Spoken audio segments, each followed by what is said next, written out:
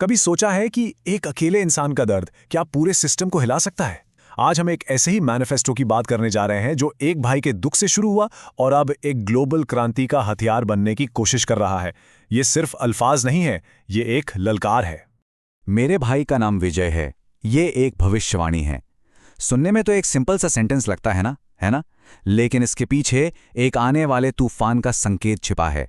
यही वो चिंगारी है जिसने इस पूरी कहानी को, इस पूरे आंदोलन को आग दी है। तो कहानी शुरू होती है हीरानगरपुर से, एक ऐसी जगह जिसकी सीने से लोहा और कोयला निकालकर दूसरों के शहर तो स्मार्ट बना दिए गए, लेकिन वहां के अपने लोगों को क्या मिला? धूल, राख और गरीबी। बस इसी मिट्टी से, इसी दर्द से एक आवाज उठी है। तो चलिए सबसे पहले उस इंसानी संकट को समझते हैं जिसने इस मैनिफेस्टो को जन्म दिया। ये कोई आंकड़ों की कहानी नहीं है, ये एक जीते जागते इंसान की तकलीफ की दास्तान है। एक तरफ हीरानगरपुर के योगदान को देखिए और दूसरी तरफ उसकी हकीकत को। विरोधाभास साफ दिखता है। यहाँ का लोहा, यहाँ का कोयला देश के स्मार्ट शहरों की नींव बन रहा है, लेकिन बदले में हीरानगरपुर के हिस्से क्या आ रहा है?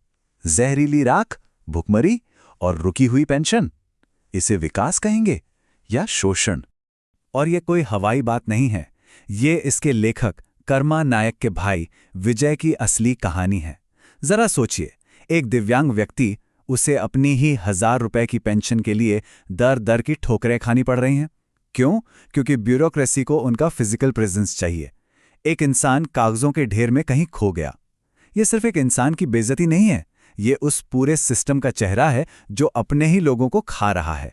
तो विजय की कहानी तो बस एक छोटा सा हिस्सा है। इस मैनिफेस्टो के मुताबिक ये जो शोषण है, इसकी जड़ें आज की ब्यूरोक्रेसी में नहीं, बल्कि 3000 साल पुरानी एक ग्लोबल साजिश तक जाती हैं। चलिए इस ऐतिहासिक षड्यंत्र की परतों को खोलकर देखते हैं। तो ये मैनिफेस्टो एक नाम लेता है, द सिंडिकेट। ये कोई देश या सरकार नहीं है, बल्कि एक ऐसी ग्लोबल शक्ति है जिसके बारे में कहा जाता है कि वो पिछले 3000 सालों से पर्दे के पीछे से दुनिया के संसाधनों को लूट रही है और इतिहास को अपनी मर्जी के हिसाब से लिख रही है। और इस सिंडिकेट का सबसे बड़ा हथियार क्या है? इतिहास को बदल देना। मैनिफेस्टो एक बहुत बड़ा शॉकिंग दावा करता है। क्या ऐसा हो सकता है कि जिन्हें हम आज तक रावण और महिषासुर जैसे राक्षस या असुर समझते आए हैं, वो असल में अपनी जमीन, अपनी संस्कृति के रक्षक थे, जिन्हें जीतने वालों ने विलन बना दिया? वे हमें राक्षस कहते हैं क्योंकि हम जड़ों की रक्षा करते हैं। वे खुद को देवता कहते हैं क्योंकि वे फलों के लालची हैं। ये कोट इस पूरी लड़ाई का निचोड़ है। ये सिर्फ एक लाइन नहीं है, ये दो अलग अलग सोच, दो अलग अलग दुनियाओं का टकराव है। तो सवाल उठता है, इस 3000 साल पुराने सिंडिकेट से लड़ने का हथियार क्या है? कोई तलवार, कोई बंदूक? नहीं। इसका जवाब है एक किताब, द प्रेडेटर मैनिफेस्टो। 15 साल की मेहनत, रिसर्च और संघर्ष का नतीजा। इस मैनिफेस्टो का जो कोर प्रिंसिपल है वो है BHAGAN। अब इसे कोई धार्मिक मंत्र मत समझिएगा, ये प्रकृति का विज्ञान है। B से भूमि, H से गगन यानी आकाश, A से अग्नि, G से वायु, A से नीर यानी पानी और N से इन सब का बैलेंस यानी साइंस। मैनिफेस्टो कहता है कि जब इन 5 तत्वों का बैलेंस बिगड़ता है तभी शोषण और विनाश शुरू होता है। लेकिन ये लड़ाई अब सिर्फ जमीन और जंगल की नहीं रह गई है।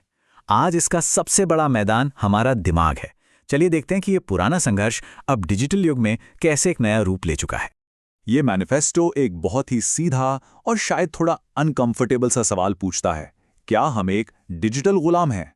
ये सवाल हम सबसे है जो अपनी उंगलियों के इशारे पर पूरी दुनिया चलाते हैं, लेकिन शायद अनजाने में अपनी सोचने की आज़ादी ही खो रहे हैं।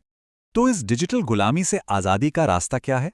मैनिफेस्टो इसके लिए एक शब्द देता है, सात्विक मेधा। आसान शब्दों में इसका मतलब है अपनी सोच पर, अपनी बुद्धि पर दोबारा कंट्रोल हासिल करना। ये उन कॉर्पोरेट एल्गोरिदम्स को रोकने की ताकत है जो तय करते हैं कि हम क्या सोचेंगे, क्या महसूस करेंगे और क्या खरीदेंगे। अच्छा, तो ये सारी बातें, सारे विचार हमें कहाँ ले जाते हैं?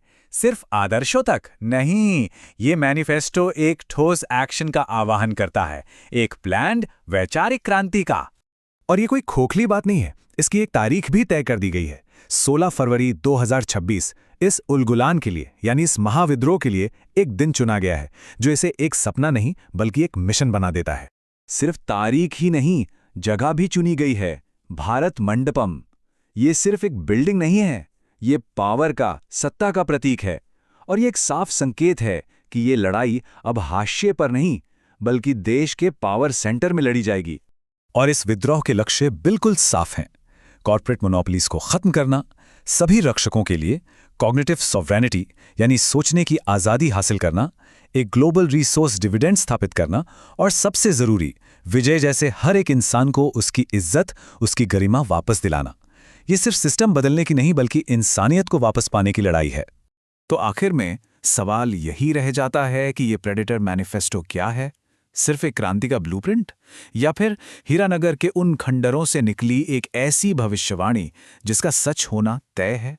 इसका फैसला तो वक्त ही करेगा।